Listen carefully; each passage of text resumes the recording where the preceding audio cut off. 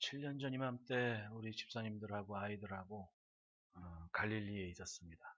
지금도 가끔 사진첩을 보면 소영이 또 현정이 이렇게 뒷모습이 이렇게 찍힌 호수가, 그 사람들이 고정관념이 있잖아요. 사진을 찍으면 항상 앞을 봐야 된다는. 그런데 시간이 지나면서 이렇게 보니까 뜬금없이 뒷모습을 찍었을 때 그 여운이 느껴지는 장면이 더 예쁜 것 같아요. 갈릴리나 이스라엘을 갈 때마다 느꼈던 것이, 예수님이 그곳을 다니셨다는 이유 한 가지 때문에 그곳이 의미를 달리했다는 얘기입니다. 솔직히 예수님 아니면 거기서 우리가 뭐 볼 게 있겠습니까? 갈릴리 호수나 뭐 요단강보다 한강이 훨씬 예뻐요. 예? 한강은 정말 세계 어디를 내놔도 참 모자람이 없는 강 같습니다. 뭐 이스탄불에도 뭐 유럽과 아시아를 잇는 뭐 말마라 해협이니 뭐 이런 거 있는데, 한강이 더 예뻐요. 한강. 근데 따지고 보면 이 예수님 아니면 그곳에 굳이 관심을 가질 이유도 없습니다. 예수님 때문에 달라진 것은 비단 땅이나 뭐 호수나 그런 것들만이 아닙니다. 우리도 그렇지 않습니까? 솔직히 우리도 예수님 때문에, 예수님을 믿은 이후에 우리의 인생의 의미가 얼마나 달라졌습니까? 전에는 나만 있는 것 같고 지극히 인간적인 인생 세간의 하나로 살았지만은, 예수를 믿은 이후에는 미처 몰랐던 하나님의 놀라운 계획과 뜻과 손길이 우리의 인생에 있는 것을 인정하고 또 믿게 됩니다. 따라합시다. 우리는 건져진 인생이다. 그 많은 사람들 중에 지금 뭐 세상에서 얽히고 설킨 모습으로 살아가지만은, 분명히 하나님께서 그 중에서 우리를 택하여 부르신 이후로 우리의 의미는 달라집니다. 말이나 삶이 하나님의 거룩한 것을 드러낼 수 있을 만한 여력이 우리 안에 있음을 알았고, 그렇게 창조됐고, 그것 때문에 세상에 있지만 하늘에 속한 자로 우리가 이 땅을 살게 되지 않았습니까? 의미가 달라진 겁니다. 여러분, 믿음으로 사는 것과 그렇지 않은 것이 결코 같지 않다는 것을 우리는 알고 있습니다. 똑같은 모습으로 산다 할지라도 믿음이 있느냐 없느냐, 그것은 항상 마지막이 다르지 않습니까? 언젠가도 말씀을 드렸지만 노아의 방주 때를 한번 보십시오. 방주 위에서 내려다보는 인생이 있었고, 방주 밖에서 살려달라고 몸부림치는 인생이 있었습니다. 사람의 힘으로 어찌할 수 없는 그 시간이 분명히 있다는 얘기입니다. 믿음으로 산다는 것은 하나님의 뜻 안에서 하나님의 시선을 가지고 세상을 바라볼 수 있다는 얘기입니다. 여러분, 그 믿음의 의미를 지켜가시기를 축원합니다. 예수님께서 오셨을 때 그 곁에 12명의 제자들은 특별히 더 세밀한 교육을 받았었습니다. 다른 제자들보다 더 가까이에서 듣고 배우고 먹고 마시며 함께 생활을 했습니다. 그래서 분명히 다른 이들과는 더 분명하게 예수님과 그 말씀의 의미를 전할 수 있었을 겁니다. 오늘 본문의 사도 요한도 그렇습니다. 다른 제자들과는 달리 마지막까지 살아서 예수님을 증거했고 또 제자들을 가르쳤습니다. 사도 요한께서 마지막 순간까지 에베소에 있는 그런 제자들, 성도들을 가르치면서 마지막 운명의 시간까지 그 끝의 가르침마저도 사랑하라라는, 서로 사랑하라라는 가르침을 전했다는 것은 유명한 이야기입니다. 사도 요한만큼 예수님을 곁에서 지켜본 사람이 어디 있습니까? 예수님께서 십자가 달리신 순간에 주변의 다른 제자들은 다 도망갈 수밖에 없습니다. 무서웠거든요. 그런데 사도 요한은 당당하게 십자가 곁에서 예수님을 지켜봤습니다. 그 마지막 그 대목은 죽을 때까지 잊지 못하는 그 장면 아닙니까? 요한복음 19장 26절 27절 말씀 보면, 예수께서 자기 어머니와 사랑하시는 제자가 곁에 서 있는 것을 보시고, 즉 사도 요한은 십자가에서 예수님이 운명하시는 시간까지 곁을 지켰다는 겁니다. 자기 어머니에게 말씀하시되 여자여 보소서 아들입니다. 십자가 위에서 이렇게 숨죽이는 그 마지막 순간에 사도 요한이 이렇게 있는 것을 보시고 마리아에게 얘기하지 않습니까? 여자여 보소서 아들입니다. 우리들 얘기하면 당신 아들이라고. 그리고 27절에 또 그 제자에게 이르시되 보라 내 어머니라. 그 말은 요한아 내 엄마를 부탁한다 이러고 운명하셨다는 거야. 그리고 그때부터 그 제자가 자기 집에 오시니라. 예, 죽을 때까지, 마리아가 천국 갈 때까지 사도 요한은 자기 어머니처럼 그렇게 마리아를 모셨다 그래요. 예, 터키의 셀축에서 한 7km 정도 떨어진 크레수스 산의 산자락에 지금도 마리아의 집이 있어요. 뭐 전해지는 얘기는 뭐 예루살렘에서 뭐 죽었다, 뭐 터키에 뭐 이런 이야기, 뭐 사실 여부를 떠나서 그 흔적이 있다는 게 얼마나 놀랍습니까? 1891년에 고고학자나 그 뭐 천주교 가톨릭에 있던 학자들 몇 명이 저 터를 발견했는데 1세기 교회 당시부터 살던 그리스도인들이 그 지역에서 저 지역에서 살고 있었는데 저 집터를 그렇게 경건하고 거룩하게 대하는 모습을 봤답니다.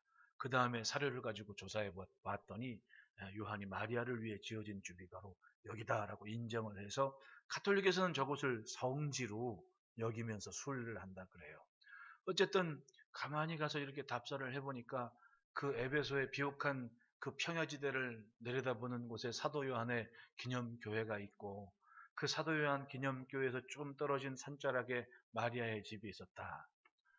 요한은 마지막 순간까지 마리아를 자기 어머니처럼 모시면서 그 에베소 교회를 지켜왔다는 이야기입니다. 60년대 후반에 그 1세기 교회 당시에 상당히 어려운 일이 많았습니다.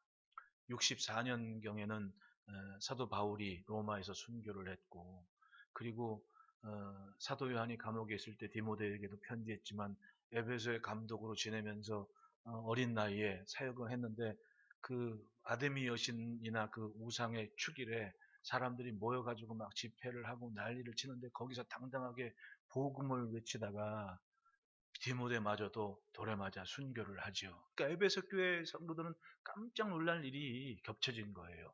그 즈음에 사도 요한이 에베소 지역으로 와서 이 에베소 교회의 지도자 역할을 하면서 자리매김을 했을 때 사도 요한의 나이는 이미 언제입니까?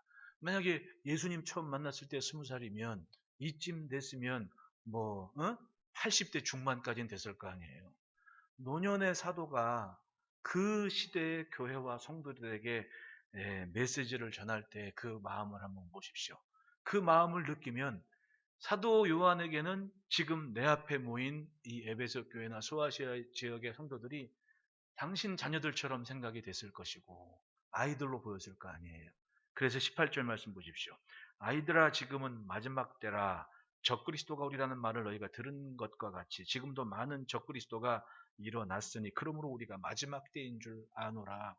그러니까 혼란스럽게 사도 바울의 순교와 또 디모데의 순교와 이런 일이 엎치고 덮치는 어간에 교회 안에 살며시 들어온 그런 이단들이나 적그리스도들이 성도들의 영혼을 훔치고 있는 상황인 것을 사도 요한은 알고 있었던 겁니다. 일찍이 주의 부르심으로 선 인생이 노년에 이르러서 그 어간에 성장하고 달라진 그 소아시아 지역에 특히 에베소 지역에 있는 성도들을 바라볼 때 애틋한 마음이 들었을 것이고 당신에게는 소중한 자녀와 같았을 거예요. 처음에는 호기심 많은 애들에게 대하듯이 자녀들아, 아이들아 이렇게 불렀다가 28절에 자녀들아 이제 그의 안에 거하라. 자녀들아라는 이 단어는 앞에 18절과는 달리 테크논이라는 단어를 썼습니다. 그 의미는 우리로 얘기하면 우리가 우리 자녀들한테 얘 이렇게 부르잖아요. 얘야 이렇게 부르는 것처럼 사도 요한께서 이 에베소에 있는 성도들에게 그렇게 얘기하는 거예요. 얘야 이제 그의 안에 거하라. 이는 주께서 나타나신 바가 되면 그가 강림하실 때 우리도 담대함을 얻어 그 앞에서 부끄럽지 않게 하려 함이라 라고 얘기를 하는 거예요. 우리로 얘기하면 주님 안에 거하자. 주님 안에 살자. 그것이 자녀 같은 자식 같은 성도들을 바라보는 노년의 사도의 마지막 소망이었고 소원이었던 겁니다. 당시에 18절 표현처럼 많은 적그리스도가 일어났으니 이미 1세기 교회 안에 적그리스도가 등장했습니다. 적그리스도가 뭡니까? 안티크라이스트. 그것은 예수님을 대항하는 거예요. 예수님을 부정하는 겁니다. 예수님을 부인하는 그 모든 세력과 존재와 힘들을 적그리스도라고 이야기를 합니다. 이들은 예수님에 대한 모든 것을 부정하고 부인합니다. 특히 예수님의 신성도 부인하고 그리스도이신 것을 부인하고 예수가 하나님의 아들이 아니라고 아니라고 하는 사람들은 꼭 결론 가선 자기가 예수라고 그러지 않습니까? 예? 우리나라도 이단들이, 자생 이단들이 얼마나 많아요. 그만큼 뜨겁게 성장을 한 어간에 호기심 때문에 귀가 얇아서 예? 유혹과 미혹을 당해서 자기도 모르는 사이에 이단으로 깊숙이 들어가는 다음 빠져나오지를 못하는 거예요.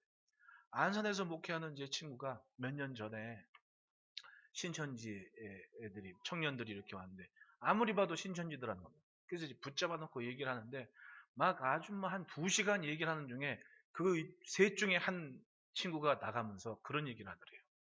목사님 어쩔 수가 없어요. 이젠 뭐 알아도 목사님 말씀이 다 맞는데 이제는 어쩔 수가 없어요. 이렇게 얘기를 하고 가더라는 거예요. 그게 못내 마음이 아팠다고. 자기들도 알아요. 자기들이 잘못된 걸. 근데 나올 수가 없는 거예요. 뭐 가끔 뉴스에 예전에 그런 거 많이 나오지 않습니까? 이단들에 들어가는데 탈퇴를 한다 그랬더니 폭력을 행사해서 뭐 죽기까지 하고 이런 얘기들 비일비재하게 나와. 예? 결국은 오늘 본문 표현대로라면 처음 들은 그 말씀을 놓쳤을 때 자기도 헤어나올 수 없을 만큼 그 지경까지 가게 됐다는 얘기 아닙니까? 분명히 세상에 많은 종교인들이 있고 종교성을 가진 것들이 많아요.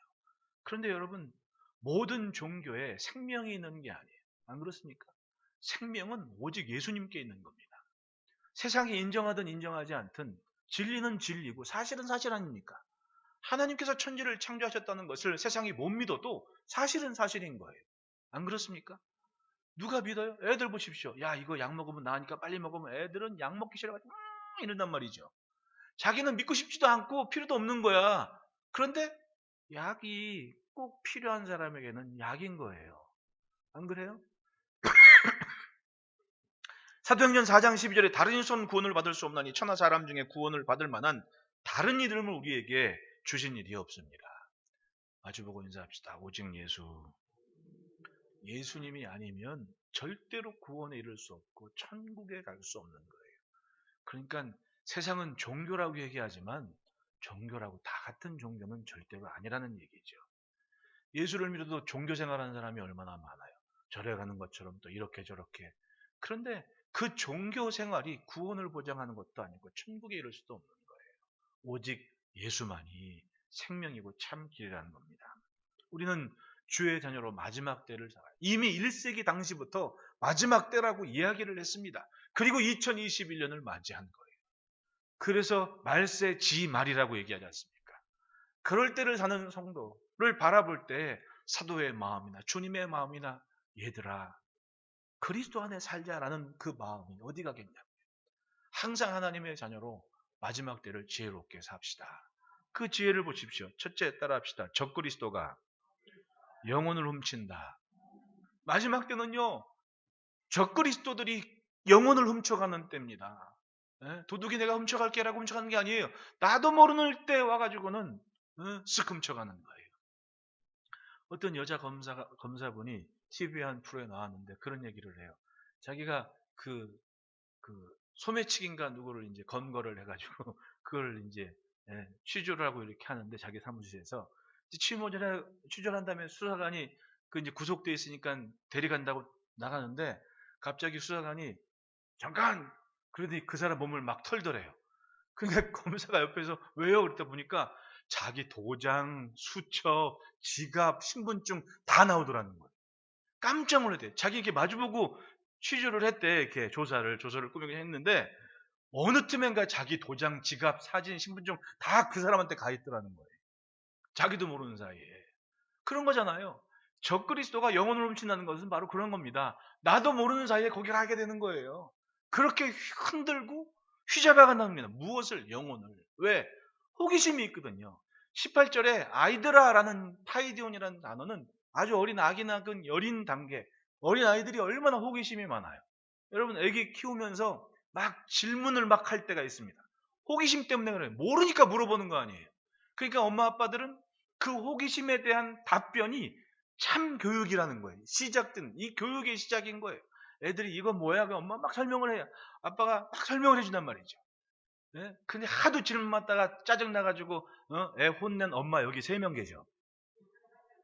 질문을 받다 짜증이 나니까 그만 좀 하라고. 여보 당신이 알아서 하라고. 그런단 말이지. 근데 따지고 보면 그렇게 호기심 때문에 알고 싶고 궁금하고, 문제는 뭐냐 하면 아주 어린 시절에 그런 호기심을 가졌을 때 영적인 어린아이가 호기심 때문에 지킬 것을 지키지를 못하고 영혼을 도둑질 당할 때가 있다는 겁니다. 누구에게?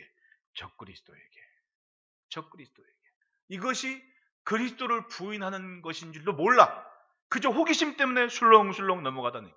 영적인 분별력을 갖지 못하고 그냥 넘어갔다는 얘기. 도둑질을 당했다는 얘기입니다. 호기심 많고 궁금한 것이 많은 만큼 알 수 있는 기회가 되고 성장의 기회가 돼요. 신앙생활도 그렇습니다. 어릴 때는 막연한 호기심 때문에 스포츠처럼 모든 것을 흡수하지 않습니까? 그러니까 처음 예수 믿을 때 주변에 누가 있느냐가 그 사람의 신앙 성장의 하나의 길잡이가 되는 거예요. 네? 좋은 것을 보여주고 말해줘야 되고 답을 해줘야 되는 겁니다. 우리는 눈에 보이는 것, 듣는 것을 통해 세상을 배워갑니다. 아이들 경우에 더욱 그렇지 않습니까? 어른들은 일정한 수준의 연륜이 있기 때문에 옳고 그른 것의 기준을 지킬 수가 있습니다. 아, 여기까지다. 이걸 넘으면 안 돼. 이게 내가 지킬 거야. 어른들은 그렇게 해요. 하지만 어릴 적에는 그게 안 되지 않습니까? 궁금하니까 따라가는 거예요. 궁금하니까. 예? 어른들이 사탕 하나만 들어도 쫄랑쫄랑 따라간 시대가 있었어요, 과거에는. 근데 지금은 애들이 하도 똘똘하게 교육을 잘 받아가지고 목사님이 사탕을 줘도 우리 엄마가 먹지 말랬어요. 이런단 말이죠. 교육이 그만큼 무서운 거거든요. 무서우니까. 왜? 호기심 때문에 쫓아가니까 그러는 거예요. 애나 어른이나 호기심 때문에 이 본능에 충실할 때 뭔가 기존 상식에 벗어나는 행동을 할 수도 있어요. 이해는 합니다. 그런데 그것 때문에 위험하다는 거예요. 그 호기심 때문에 나도 모르는 사이에 영혼을 도둑질 당할 수도 있다는 겁니다. 여러분, 제가 재밌는 사진 하나를 봤습니다. 깜짝 놀라지 마십시오. 이 사진이 인터넷에서 6억에 낙찰됐대. 지난주에. 예? 6억에 낙찰될 때. 이 사진을 보면 여러 가지 의미를 담고 있습니다. 지금 이 소녀가 21살이래요. 자기가 4살 때 옆집에 불이 나가지고 막 뛰쳐나가는데 아버지가 사진기를 들고 나가서 사진을 찍었는데 아이가 딱 보고 웃는 사진. 무서워요, 안 무서워요? 생각하겠더니 굉장히 무서운 사진이거든. 어? 적기 막 이런 거 나오는 것 같은 사진 아니에요, 저게. 예? 도대체 무엇이 섭섭했길래 옆집에 불났는데 아이가 웃고 있을까? 우리도 어릴 적에 막 불났다 그러면 막 나도 모르게 가서 막 쳐다보는 그런 천진난만한 때가 있었. 어른이 그러면 이상한 거지. 이렇게 요 사진이 인간의 아주 솔직한 그런 내면의 감정과 감성을 표현하고 있어서 여러 가지 다른 그 뭐 인터넷 용어는 밈이라고 얘기하는데 많은 그런 모티브로 사용이 돼가지고 뭐 댓글도 달리고 그렇게 하는 사진이네. 요 사진 한 장 찍고 6억을 번 거야. 이 21살짜리 딸이 불이 났는데 웃고 있는 거. 이게 호기심 많을 때 어린 시절의 모습 아닙니까? 사람들은 정상적인 것보다는 비정상적인 것에 대한 호기심이 있어요. 웃으면 안 되는데 웃음이 나오는 이때의 모습. 그건 솔직히 어른데도 있는 모습이 있는데 공교롭게도 이 비정상적인 것에 만족하거나 즐거워한다면 뭔가 문제가 있는 사람 아니에요. 문제는 진리에 대한 것입니다. 잘못된 가르침은 교회에서 멀어지게 만든 겁니다. 어설픈 호기심이 진리가 아닌 것에 만족하는 삶이 만들어 버릴 수가 있다는 얘기입니다. 그런 경우에 어떤 일이 생기냐? 19절 말씀. 그들이 우리에게서 나갔으나 우리에게 속하지 아니하였나니 만일 우리에게 속하였더라면 우리와 함께 거하였으려니와 그들이 나간 것은 다 우리에게 속하지 아니함을 나타내려 함이니라. 영혼을 도둑질 당한 사람들의 특징은 교회 안에서 버티지를 못하죠. 그러니까 이단들의 특징은 교회를 나갈 수밖에 없는 거예요. 적응이 안 되는 겁니다. 왜? 듣는 것이 다르고 믿는 것이 다르기 때문에 그런 거예요. 우리나라에도 많은 자생 이단들이 얼마나 세상을 시끄럽게 만들었습니까? 언젠가는 막 그 교주가 헬리콥터 타고 가평 어딘가 가다가 떨어졌는데 죽지 않고 살아가지고 역시 예수님이라고 뭐 이렇게까지 나온 일도 있지 않았습니까? 사람들이 그렇게 달라지는 거예요. 뭐 때문에 그렇습니까? 나도 모르는 사이에 영혼을 도둑질 당하는 거예요. 호기심이 결국은 가서는 안 될 길을 가게 만들었다는 얘기입니다. 지금도 세상을 보십시오. 자연스럽게 예수를 부정하거나 부인하거나 대항하는 세력들이 얼마나 많아요. 1세기 그때보다 많을 거 아니에요. 솔직하게. 그런데 그것이 사회가 사회의 문화권이 되고 하나의 틀이 형성이 되었을 때 얼마나 교회가 위험에 빠지겠습니까? 지금은 그런 시대를 산 거예요. 그 때문에 놓치지 말아야 될 것이 뭐냐? 처음 들은 그 말씀. 그래서 따라합시다. 들은 것을 품고 산다. 24절에 너희는 처음부터 들은 것을 너희 안에 거하게 하라. 처음부터 들은 것이 너희 안에 거하면 너희가 아들과 아버지 안에 거하리라 라고 말씀을 해요. 그 처음부터 들은 것이 뭡니까?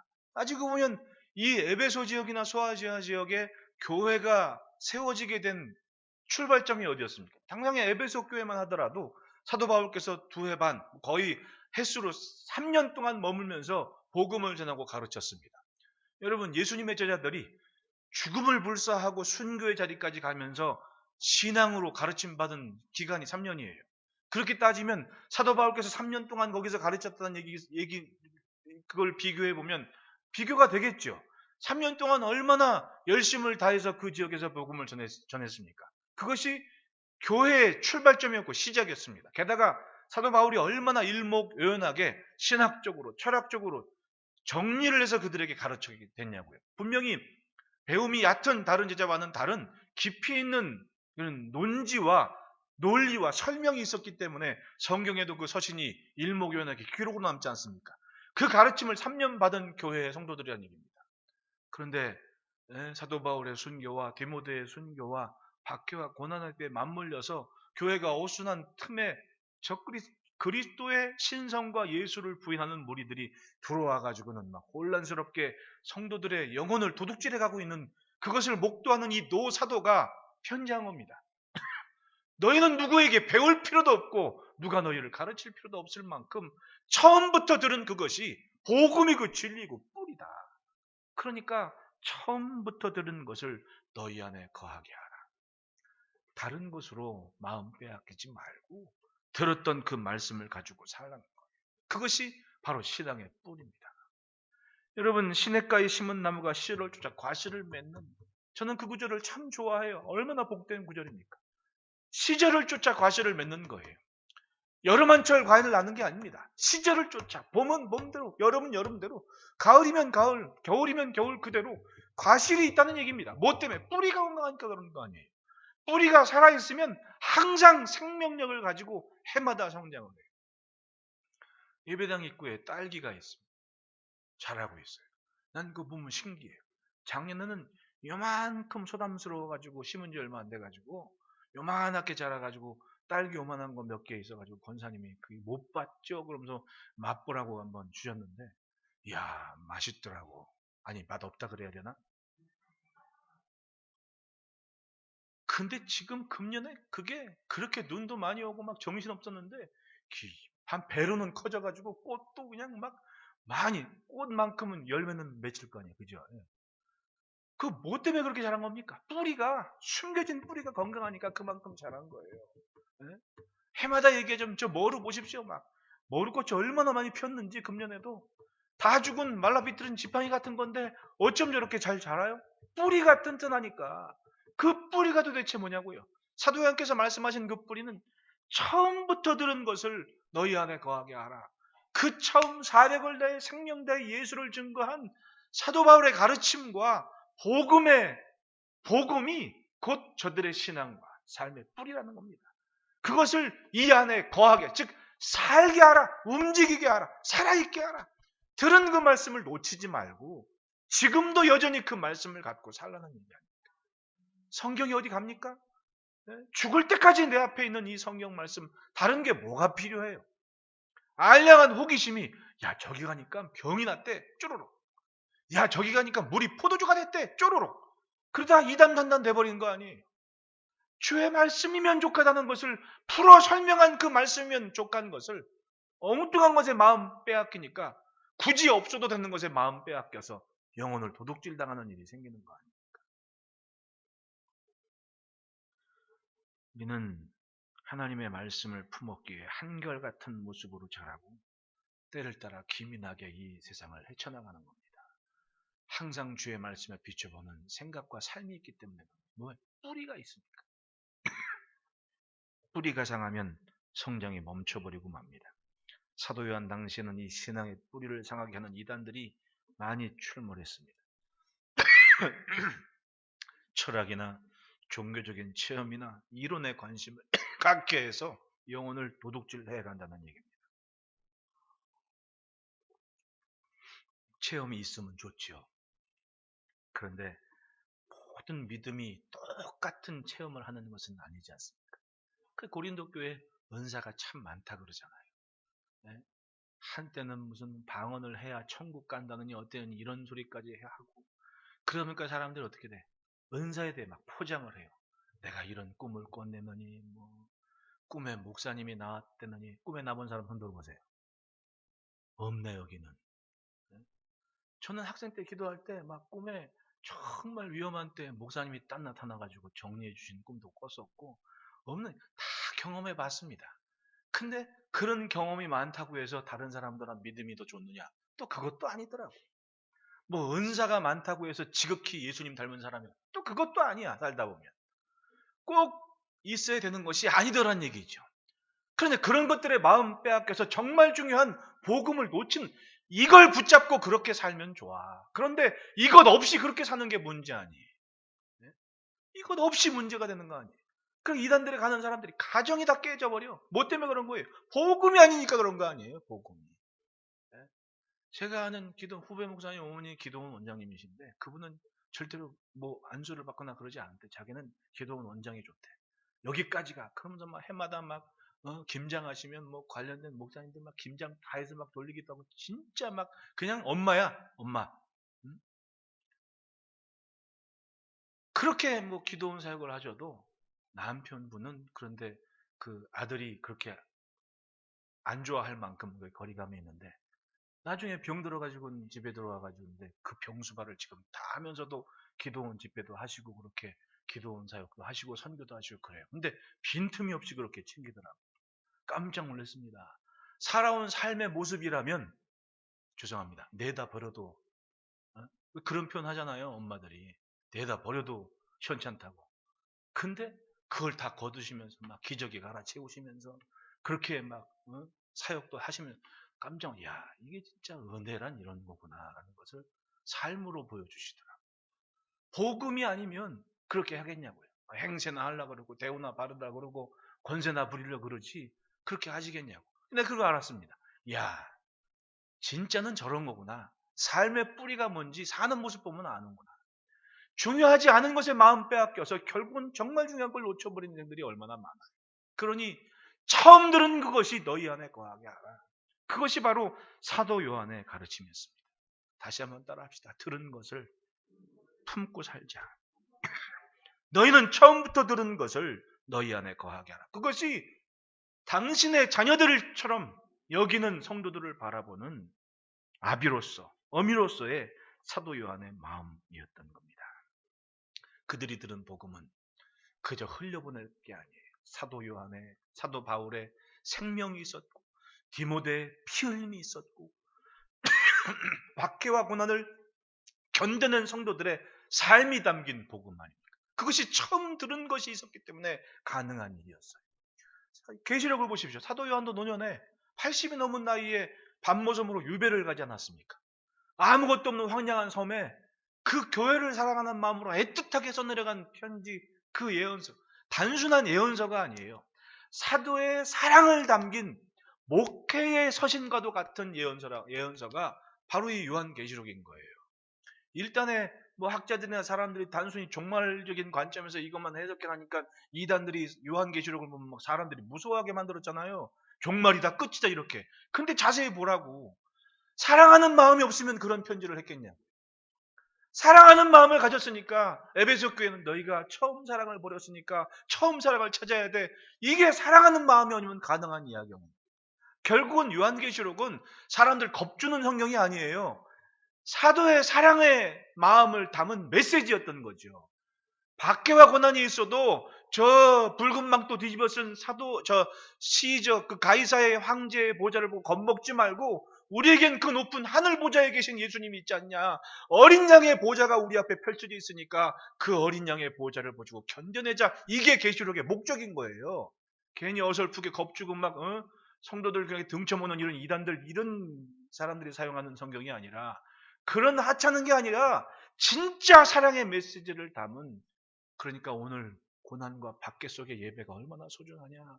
그러니까 우리가 예배를 지키자. 우리는 이 땅의 고난과 박해 속에 예배하지만 저 하늘에는 지금도 천군 천사의 찬송과 함께 하늘에 되어지는 예배가 있지 않냐. 그 예배와 우리 예배가 같단다. 그렇게 편지한 게 계시록이라니까요. 얼마나 달라요.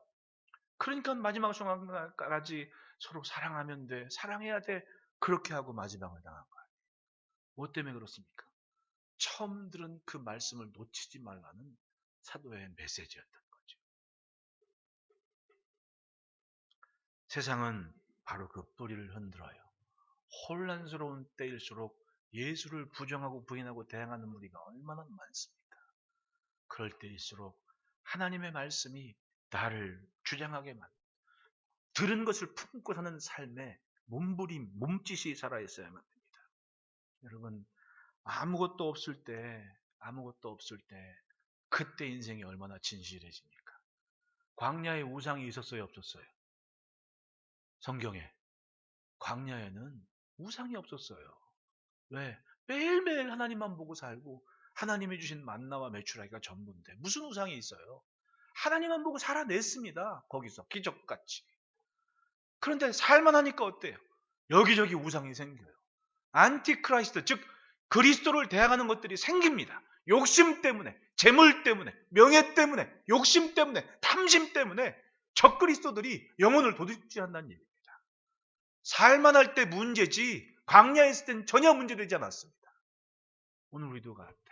들은 것을 품지 않으면 나도 모르는 사이에 휘둘리고 휩싸이고 영혼을 도둑질당하는 그런 상태가 되는 겁니다. 바라보는 사도의 마음, 얘들아 주 안에서 살자. 사람들은 애굽이나 가나안을 좋아해요. 거기에 필요한 모든 것이 보이고 또 가질 수가 있다고 생각하기 때문에 그래요. 그러나 하나님은 항상 광야를 기억하시더라고요. 예레미야서에 뭐라고 얘기합니까? 광야 때 그 순전한 사랑과 그 마음을 기억한다고 그렇게 망해가는 예루살렘에 선포하지 않습니까? 소년 때의 우애와 사랑을 기억하고 있다고. 하나님이 기억하시는 거예요. 왜? 아무것도 없을 때 하나님만 보던 그 순전한 영혼을 기억하신다는 얘기입니다. 그러면 여러분, 이제껏 들은 말씀이 얼마나 귀합니까? 그것만으로도 우리는 우리의 믿음을 지켜낼 수 있습니다. 아무리 혼란스러운 때일지라도 내게 주신 주의 말씀을 기억하고 항상 영생, 이 생명의 삶을 지켜내는 은혜로운 삶을 지켜냅시다. 그래서 따라합시다. 말씀으로 영을 깨운다. 27절 말씀 보십시오. 같이 읽습니다. 시작. 아무도 너희를 가르칠 필요가 없고 오직 그의 가르치며 또 참되고 거짓이 없으니 너희를 가르치신 그대로 보십시오.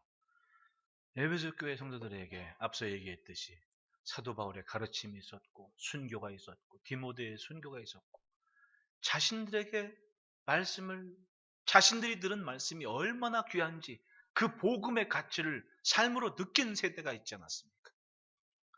그런데 이단들이 적그리스도들이 그걸 흔들어요. 거기에 휘둘지 말고 성령을 쫓아가라. 주의 영으로 그 다스림을 받아라. 이미 들은 것은 충분하니 너희를 지켜낼 것이다 라고 사도 요한이 편지를 한 겁니다. 우리들 각자에게는 성령이 계십니다. 그렇기 때문에 진리에 대하여 분별하는 분별력이 분명히 있습니다. 어떻게 하면? 성령을 쫓아가면. 그래서 하나님의 말씀을 들으면 힘이 나고 기쁘고 내가 내 뿌리를 견고히 할 수가 있는 거예요. 아무리 신앙이 좋더라 하더라도 그 말씀에서 멀어지면 영적인 침체가 올 수밖에 없습니다.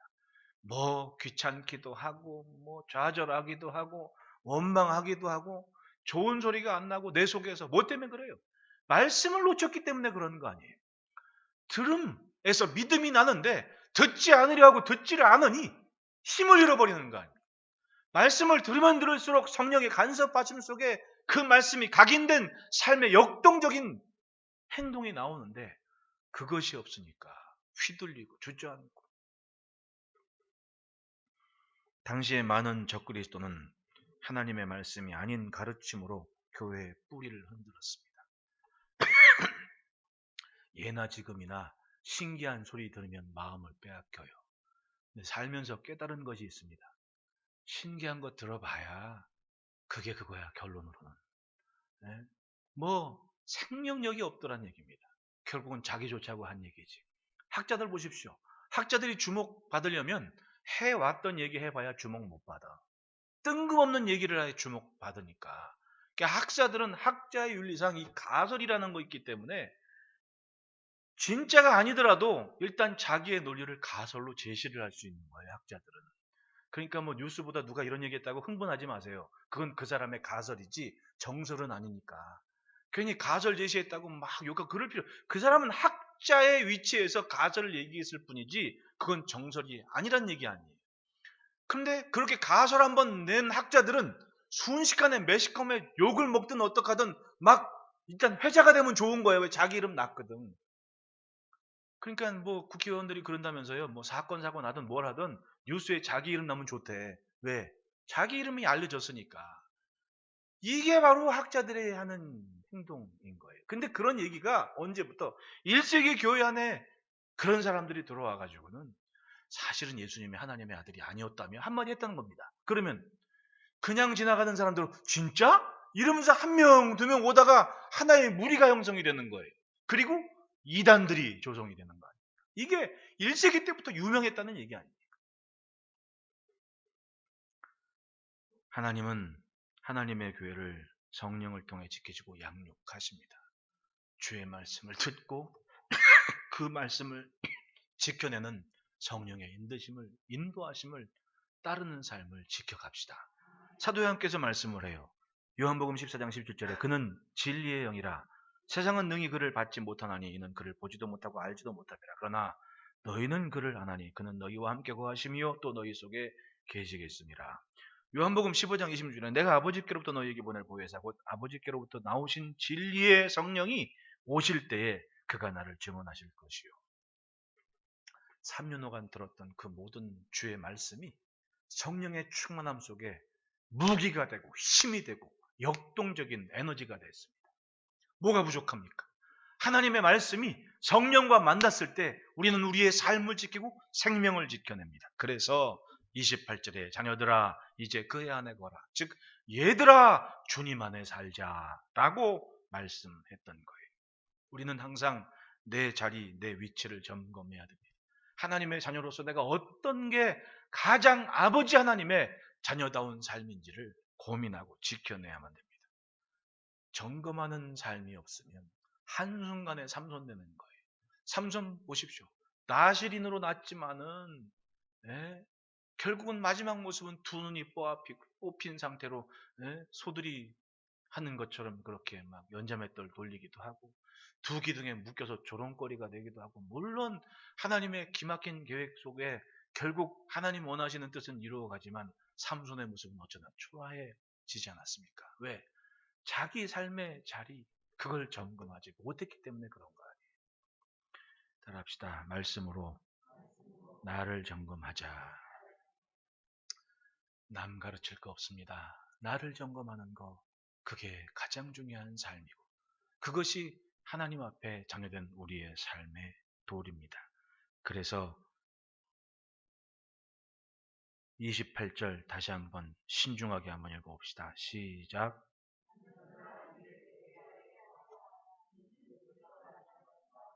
그가 강림하실 때 우리로 담대함을 얻어 자녀가 뭐가 부끄러움이 있겠습니까? 마지막 때 부끄러움 없이 있는 모습 그대로 하나님 앞에 서는 것이 마지막 사도 요한의 소원이고 소망이었던 거예요. 오늘 우리도 이 어린이 주일에 하나님의 자녀된 우리의 삶이 얘들아, 우리 그리스도 안에 살자라는 그리스도의 음성으로 온전해지기를, 그래서 복된 삶을 누리기를 주의 이름으로 축복합니다. 기도하겠습니다.